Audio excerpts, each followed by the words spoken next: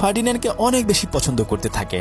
তখন ওখানে ভ্যালিয়ান্টি এসে বলে, তোমরা যদি সবাই এরকম চুপচাপ করে থাকো তাহলে তোমাদের সবাইকেই কিন্তু কসাইখানায় নিয়ে যাওয়া হবে। তখন ফার্ডিন্যান্ড বলে, আরে না, আমরা চাইলে এখান থেকে সবাই মিলে পালিয়ে যেতে পারি।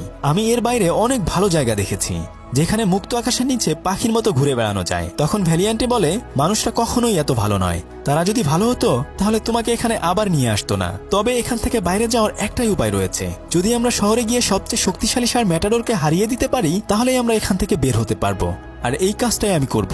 তখন বাকি গরুগুলোও বলে, হ্যাঁ আমরাও বুল ফাইটিং করব। এই বলে তারা ফার্ডিন্যান্ডকে একা রেখে ওখান থেকে চলে যায়। ফার্ডিন্যান্ড তখন ছাগলটিকে বলে, কেউ আমার কথা বিশ্বাস না করলেও তুমি আমার কথা বিশ্বাস করো, আজ রাতে আমি এখান থেকে পালিয়ে যাব, আর তুমি চাইলে আমার সাথে যেতে পারো। নিনা তোমার অনেক বেশি খেয়াল রাখবে। ছাগলটি তখন বলে, এখান থেকে আসলে কোনোভাবেই পালানো সম্ভব নয়। ফার্ডিন্যান্ড বলে, আমার মাথায় একটা বুদ্ধি রয়েছে। এরপর তারা সেই ইঁদুরগুলোর কাছে যায় সাহায্যের জন্য, কিন্তু ইঁদুরগুলো বলে, যদি তোমাকে এখান থেকে পালাতে সাহায্য করি তাহলে এর বিনিময়ে তোমরা আমাদেরকে কি দিবে? ফার্ডিন্যান্ড তখন তার পছন্দের ফুলটি এর বিনিময়ে তাদেরকে উপহার দিতে চায়। যেই ভাবা সেই কাজ, রাতের বেলায় পিচ্চি একটা ইঁদুর গিয়ে তালা খুলে দেয়। এরপর তারা আস্তে আস্তে ওখান থেকে পালাতে শুরু করে।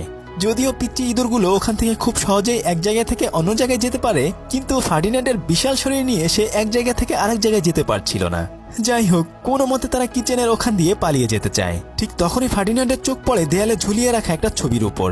আসলে এই ছবিটা তার বাবার ছিল, যে কিনা একবার বুল ফাইটিং এ গিয়ে আর কোনোদিনও ফেরত আসেনি।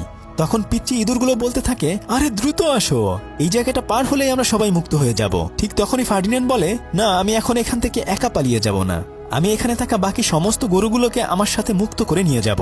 আমি চাই না কেউ আমার বাবার মতো এখানে মারা যাক। এরপর সে বাকি গরুদের কাছে গিয়ে বলতে থাকে, বন্ধুরা তোমরা এখনই চলো, আমরা সবাই এখান থেকে পালিয়ে যাব। কিন্তু কেউই তার কথা রাজি হয় না। সবাই চায় শহরে গিয়ে বুল ফাইটিং এর চ্যাম্পিয়ন হতে। ফার্ডিন্যান্ড তখন ওখানে একটা গরুর শিং রেখে বলতে থাকে,